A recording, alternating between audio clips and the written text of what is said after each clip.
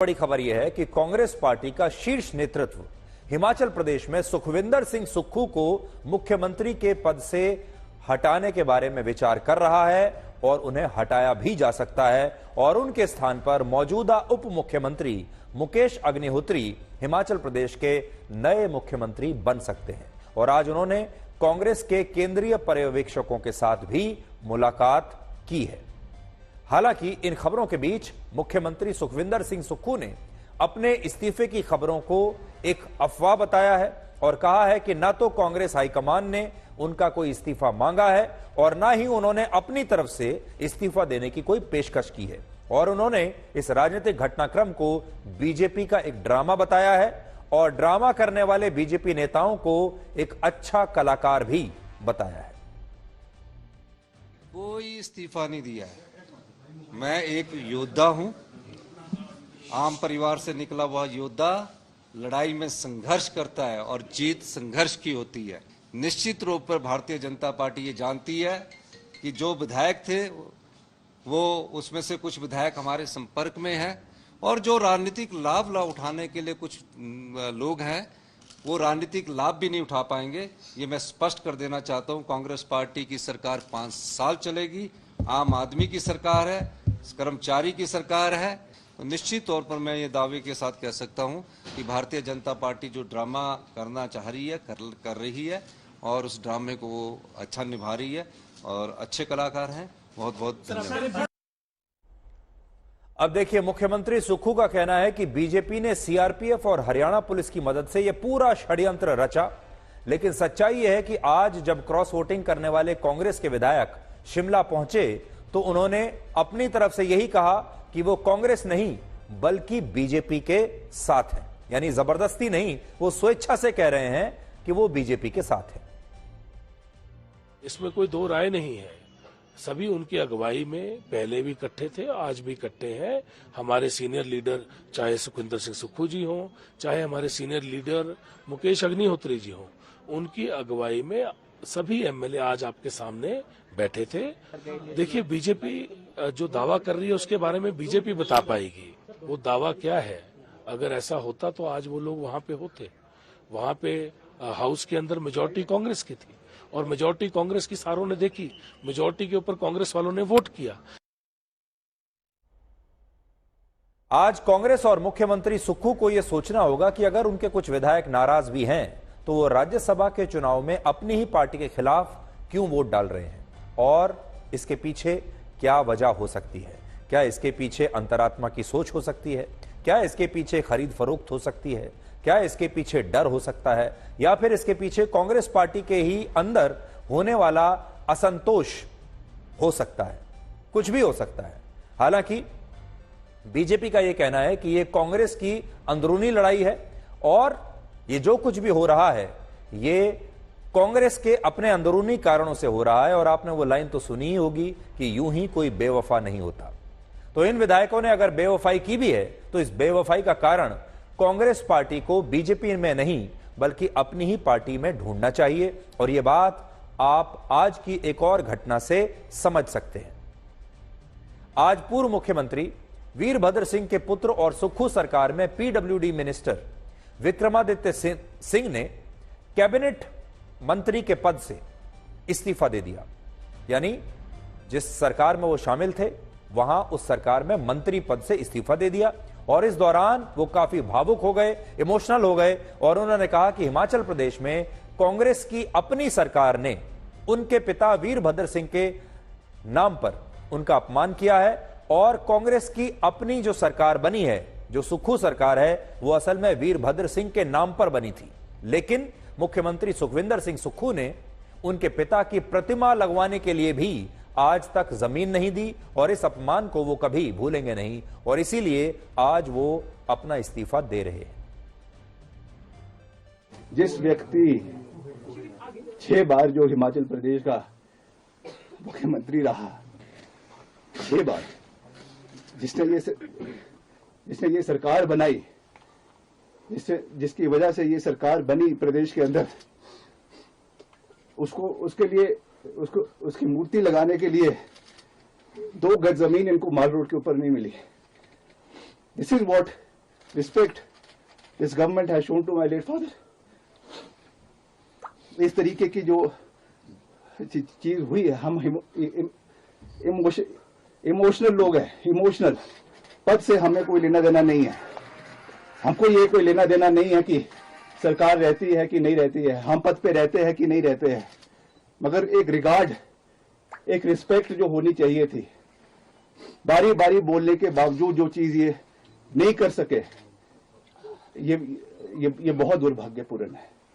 और निश्चित तौर से राजनीतिक रूप से नहीं मगर भावनात्मक रूप से मैं बहुत आहत हूं कि इस तरीके की चीज, किस चीज क्यों हुई, किस कारण से हुई, मैं नहीं जानता हूं। और पार्टी हाईकमांड को इसके बारे में कहने के बावजूद भी ये चीजें नहीं हो पाई, ये दुर्भाग्यपूर्ण है। सोचिए अगर विक्रमादित्य सिंह मुख्यमंत्री सुखविंदर सिंह सुक्खू के बारे में ये सारी बातें कह रहे हैं तो इसके पीछे बीजेपी का षड्यंत्र तो होगा, ऐसा लगता नहीं है। वो तो खुद अपनी शिकायतें बता रहे हैं सुक्खू की सरकार से। और यहां सबसे बड़ी बात यह है कि कांग्रेस के केंद्रीय पर्यवेक्षकों ने प्रतिभा सिंह और विक्रमादित्य सिंह के साथ, यानी प्रतिभा सिंह विक्रमादित्य सिंह की माताजी हैं, उनकी मां है और स्वर्गीय वीरभद्र सिंह की पत्नी है, इन दोनों के साथ अब से कुछ देर पहले एक लंबी बैठक कांग्रेस पार्टी के पर्यवेक्षकों ने की है। इसलिए अगर विक्रमादित्य सिंह ने अपना इस्तीफा वापस लेने के लिए वो तैयार हो जाते हैं तो ये भी एक बहुत बड़ी खबर हो सकती है और इसके पीछे कोई बड़ी डील भी हो सकती है। हो सकता है कि कांग्रेस के जो पर्यवेक्षक वहां पर अभी गए हैं, डी.के. शिव कुमार गए हैं और हरियाणा के पूर्व मुख्यमंत्री भूपेंद्र सिंह हुड्डा गए हैं। ये दोनों ही शिमला में हैं और ये डैमेज कंट्रोल के लिए गए हैं और ये देख रहे हैं कि जो आग वहां पर लगी हुई है वो कैसे उसको बुझाया जा सकता है। और इन दोनों पर्यवेक्षकों ने अभी वीरभद्र सिंह के परिवार से बात की है, यानी उनकी पत्नी और उनके पुत्र से बात की है और हो सकता है कि उनकी जो भी शिकायतें हों, हम ये नहीं कह सकते कि कोई डील ही होगी, हो सकता है जो उनकी शिकायतें होंगी उन्हें दूर करने की कोशिश की जाएगी और हो सकता है उन्हें कुछ नए आश्वासन दिए जाएं, उन्हें यह बताया जाए कि भाई अभी तक जो हुआ उसे भूल जाइए और आगे से आपकी बात और ज्यादा मानी जाएंगी, आपको और ज्यादा शक्तियां दी जाएंगी और आपका अपमान बिल्कुल नहीं किया जाएगा। हो सकता है और पूरी कोशिश हो रही है कि विक्रमादित्य सिंह जो हैं वो किसी भी तरीके से अपना इस्तीफा वापस ले लें, क्योंकि इस इस्तीफे की वजह से कांग्रेस की बड़ी बदनामी हो रही है। और ये बात बहुत कम लोग जानते हैं कि जब गांधी परिवार ने रामलला की प्राण प्रतिष्ठा के कार्यक्रम का अयोध्या में राम मंदिर में बहिष्कार किया था, तब ऐसे में भी विक्रमादित्य सिंह 22 जनवरी को अयोध्या के राम मंदिर में प्राण प्रतिष्ठा के कार्यक्रम में शामिल हुए थे और वो ऐसे में शामिल हुए थे जब कांग्रेस का कोई दूसरा बड़ा नेता वहां पर नहीं गया था। इससे आप समझ सकते हैं कि विचारधारा में जो टकराव है वो पहले से ही है। कांग्रेस का जो हाईकमान है वो नहीं जाना चाहता राम मंदिर, गांधी परिवार राम मंदिर नहीं गया, बावजूद इसके कि उन्हें बुलाया गया था। कांग्रेस पार्टी के अध्यक्ष मल्लिकार्जुन खड़गे, उन्हें भी बुलाया गया था, वो भी नहीं गए। लेकिन हिमाचल प्रदेश के एक मंत्री विक्रमादित्य सिंह वो जाते हैं, खुलेआम जाते हैं और अपनी तस्वीरें डालते हैं और पूरी दुनिया ये देख रही है कि विक्रमादित्य सिंह वहां पर गए हैं। तो इससे आप ये समझ सकते हैं कि कुछ ना कुछ विचारधारा में क्लैश तो पहले से ही चल रहा था। फिलहाल हिमाचल प्रदेश में जिस तरह के राजनीतिक हालात हैं उनमें 3 चीजें हो सकती हैं। पहला, पार्टी विधायकों की बगावत से बचने के लिए कांग्रेस का शीर्ष नेतृत्व सुखविंदर सिंह सुक्खू को मुख्यमंत्री के पद से हटा सकता है, क्योंकि ऐसा बताया जा रहा है कि वहां पर कई विधायक ऐसे हैं जो ये कह रहे हैं कि सुक्खू को हटा दीजिए, वो सुक्खू से नाराज हैं और सुक्खू के खिलाफ एक बगावत भी हो सकती है। दूसरा ये हो सकता है कि कांग्रेस पार्टी सुखविंदर सिंह सुक्खू को मुख्यमंत्री के पद से अभी ना हटाकर पार्टी के विधायकों से बात करके उन्हें फिलहाल थोड़े दिनों के लिए मनाने की कोशिश करे और जिन विधायकों ने क्रॉस वोटिंग की है केवल उनके खिलाफ कार्रवाई की जाए। और इसलिए आज कांग्रेस के तीनों पर्यवेक्षक भूपेश बघेल, भूपेंद्र सिंह हुड्डा और डी.के. शिव कुमार ने एक एक करके सभी विधायकों से मुलाकात की है, फीडबैक लिया है, उनसे उनकी शिकायतें पूछी हैं और कारण पूछा है कि आप सुक्खू से क्यों नाराज हैं और उनसे यह भी जानने की कोशिश कर रहे हैं कि भाई यहां पर चल क्या रहा है। इसके अलावा आज क्रॉस वोटिंग करने वाले कांग्रेस के सभी 6 विधायकों को एक नोटिस जारी हुआ है और अभी हिमाचल प्रदेश के स्पीकर ने इस मामले में अपना फैसला सुरक्षित रख लिया है। बड़ी बात यह है कि अगर इन विधायकों की सदस्यता रद्द कर दी जाती है तो भी इससे कांग्रेस की सरकार खतरे में नहीं आएगी। और इसका कारण यह है कि इन विधायकों के खिलाफ दल बदल कानून के तहत कार्रवाई हो सकती है। और यह इसलिए महत्वपूर्ण है क्योंकि अगर ये 6 विधायक दल बदल कानून के तहत अयोग्य घोषित किए जाते हैं तो ये विधानसभा में बीजेपी के पक्ष में भी इसके बाद वोट नहीं डाल पाएंगे, यानी ये बेकार हो जाएंगे, निरस्त हो जाएंगे।